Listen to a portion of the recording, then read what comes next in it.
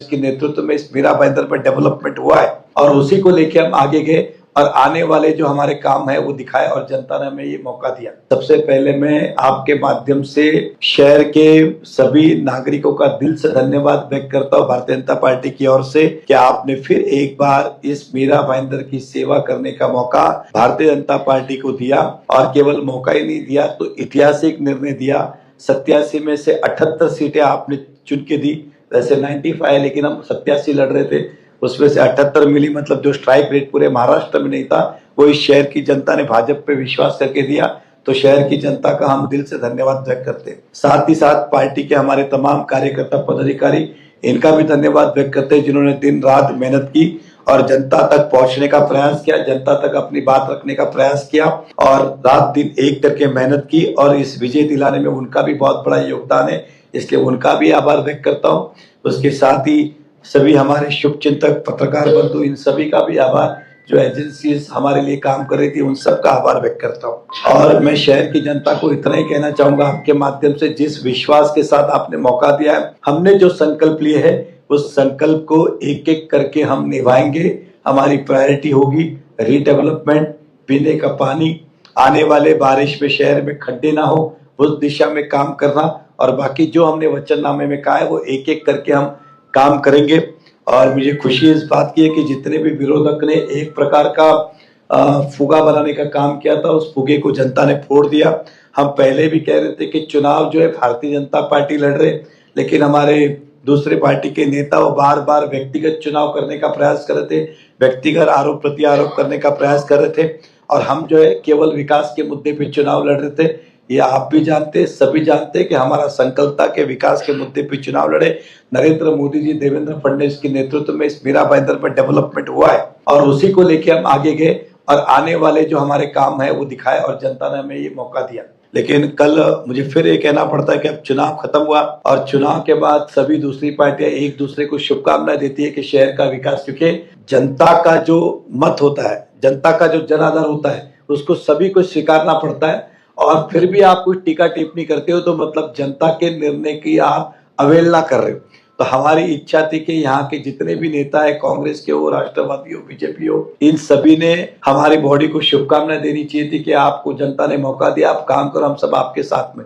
लेकिन वो नहीं करके फिर हम पे आरोप प्रति आरोप उस महापालिका के अंदर जाके, जिस महापालिका के 78 सदस्य भाजपा के चुन के आए, वो फिर कहता है कि भ्रष्टाचार पे अंकुश लगाएंगे। अरे भ्रष्टाचार के आरोप चुनाव में हमने भी आप पे किए थे, जनता ने उस बात को माना इसलिए आपको घर बिठाया और भाजपा को सही समझा इसलिए महापालिका में बिठाया। इसे बड़े मन से स्वीकारना चाहिए। अभी भी आप बोलते तो मैं आपको बताना चाहता हूं कि परिवहन मंत्री को महानगर पालिका में हस्तक्षेप करने का कोई अधिकार नहीं है, वो इंडिपेंडेंट बॉडी है। उनको खुद को भी अगर काम करने का है 25 लाख के ऊपर का तो उस बॉडी के पास ही जाना पड़ेगा, उस भाजपा के पास ही आना पड़ेगा कि हमारा ये काम करो। और आप कहते हैं कि हम ये करेंगे, वो करेंगे, ये रास्ता बनाऊंगा, वो कहां से बनाओगे?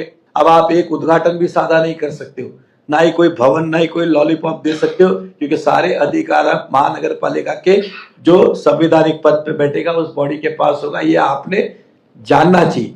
मैं परिवहन मंत्री को यही कहूंगा कि शहर के हित में आप 3 काम करें जो आपने वादे किए थे।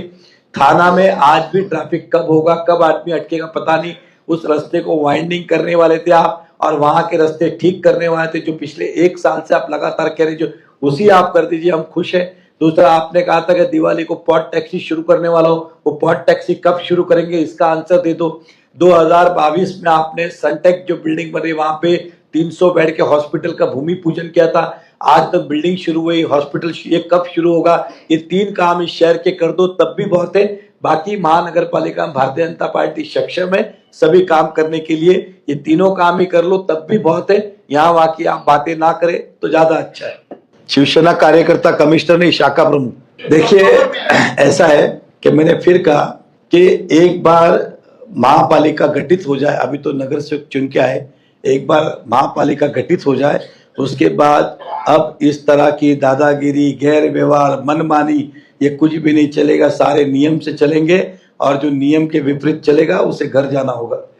भ्रष्टाचार पर अंकुश लगाने के लिए वो हर महीने जनता दरबार लेंगे पूरे मीरा भाईंदर शहर में अलग अलग जगहों पर। क्या कहेंगे आपके मनपा का भ्रष्टाचार? देखिए वो फिलहाल बेकार है, हम लोग काम वाले, हमको जनता ने बहुत सारा काम दिया है, वो बेकार है, रोज ले सकते। और ये काम जो करने का था पहले भी कर सकते थे ना, तो आज ये दिन नहीं आते, आज ये दिन नहीं आते। पहले जनता की बात सुनिए, खाली आप आरोप प्रति आरोप कर रहे थे और वादे कर रहे थे। अब मैंने ये कहा कि आपने, मैं दावे के साथ कहता हूं, अगर वो मुझे तारीख बता दे तो मैं मान जाऊं।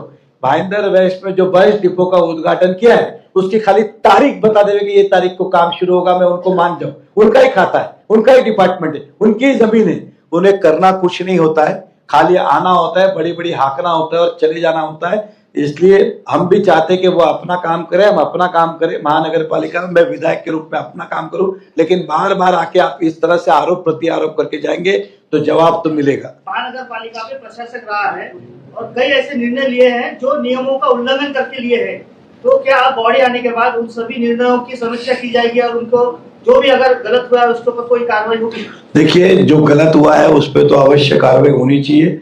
हम जाने के बाद, कोई बॉडी आने के बाद कोई रिवेंज मोड में नहीं जा रही है, बॉडी आने के बाद शहर के विकास में जा रही है और जो गलत हुआ है उस पर अंकुश लगाना चाहिए तो अंकुश लगाना चाहिए, ये कोई रिवेंज की बात नहीं है। मेहता जी, उप महापौर कोई उत्तर भारतीय से बन सकता है क्या? ये पार्टी का निर्णय है, बनने को तो आप लड़े नहीं तो आप भी बन सकते, मैं भी बन सकता है। आपने चुनावी माहौल में कहा था कि उद्घाटन किए गए जो विकास काम के जो शिलान्यास वगैरह हुआ है उन सब की आप जांच करवाएंगे और जो गलत उस पर कार्रवाई करवाएंगे? मैंने वही कहा, एक बार बॉडी आने के बाद सभी अधिकारियों से, हमारे महापौर जो होंगे, हमारी कमेटी जो होगी उससे डिस्कस करेंगे, सारा उनसे रिकॉर्ड लेंगे और फिर उसके ऊपर एक सवाल लेके आपको सारे हम बताएंगे। उन्होंने कहा कि हमें पैसे पालिका की जरूरत नहीं, नगर विकास खाता हमारे पास है, वाईफाई सिटी तो रुके रहेगी। आप कह रहे हैं 25 लाख के ऊपर बिना भाजपा के पास आए काम नहीं होगा, क्या वाईफाई सिटी होगी? देखिए मैं फिर आपको कहता हूँ, वाईफाई हो या हाईफाई हो, महानगर पालिका को पूछे बगैर इस शहर में कुछ नहीं हो सकता है। वो इंडिपेंडेंट बॉडी है। उदाहरण के तौर पे मेट्रो अगर इस शहर में शुरू है तो उसकी अनुमति किसने दी? महापालिका ने दी। इस शहर में कोस्टल रोड बन रहा तो उसकी अनुमति किसने दी? तो महापालिका ने। पैसा किसी का भी हो, अच्छे काम हो गए तो उसका स्वागत ही है। सरकार कुछ देगी तो ना थोड़ी बोलेंगे। हमने कहा महापालिका से कुछ भी कराना है तो 26 लाख के ऊपर भी वो किसी को वादा नहीं कर सकते, वो बॉडी का निर्णय। सरकार के पास जो पैसा आएगा और शहर हित में तो उसका स्वागत ही होगा। अगर प्रताप सरनाइक साहब भी लाएंगे तो स्वागत ही, उनका कोई, हम कोई विरोध करे थोड़ी बैठे। अगर शहर का विकास है तो स्वागत है। 2017 में आपने पहली बार सूर्यागंज की बात की थी, वो अभी तक जो है वहां से कुछ नहीं हो पाया पानी से। जो आप 24 घंटे पानी की बात की थी वो इस बार पूरा नहीं हुआ है। क्या वो सूर्यागंज से देखिए 2022 तक ये 22 से प्रोजेक्ट पूरा होना था। आप सबको पता है कि 19 में जब प्रैक्टिकल रूप पे काम शुरू हुआ तो सरकार भी नहीं रही, मैं भी नहीं रहा, इसलिए उनकी आड़ी अड़चने कोई सॉल्व नहीं कर पाया। आप अगर देखेंगे नगर पालिका में जो MIDC की 75 MLD की योजना थी, आप भी आज अधिकारी को पूछिए, छोटा प्रॉब्लम आता था, हम जगह पे जाके खड़े होते थे, फॉरेस्ट मिनिस्टर से बात करना, किससे बात करना, जगह पे सॉल्व करते थे। 2.5 साल का प्रोजेक्ट 2.25 साल में निपटा है। इस प्रोजेक्ट के अंदर मैं विधायक था, महापौर थे नहीं, तो अधिकारी किसके बोलने पे आएंगे? हमारे बोलने पे आएंगे नहीं। इसलिए मैंने कहा कि अब महापौर बैठने के बाद टाइम बाउंड काम कहाँ अटक रहा है बताओ, उस डिपार्टमेंट से बात करके सॉल्व करके ये जल गतिशील हम करेंगे। और इतना डिले इसलिए हुआ क्योंकि मैं नहीं था और महापौर जब मैं आया तो हमारी महापालिका में बॉडी नहीं थी। अब दोनों होने के बाद मैं सरकार की तरफ से उनको बैकअप दूंगा और महापालिका एज ए अथॉरिटी सभी डिपार्टमेंट को समय समय बैठक बुला के टाइम बाउंड कार्यक्रम करके खत्म करेगी।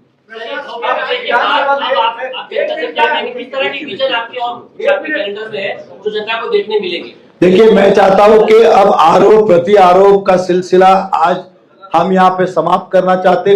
जो सही है वो सही है, गलत है वो गलत है। अब हमारा एक ही लक्ष्य है कि हमने जो संकल्प लिया है उसको समय पे पूरा करें, इस शहर को प्रगतिशील करें। हमारे जो वादे हैं पानी के हैं, रास्ते के हैं, कॉलेज के हैं, हॉस्पिटल के हैं या बाकी चीजें, ये एक एक करके हम पूरा करने की दिशा में आगे बढ़े और सरकार से इसकी मदद लेके इसको जल्द से जल्द पूरा करके जनता को विश्वास दिलाए कि आपने जो हमें मौका दिया है वो आपका विश्वास हम टूटने नहीं देंगे।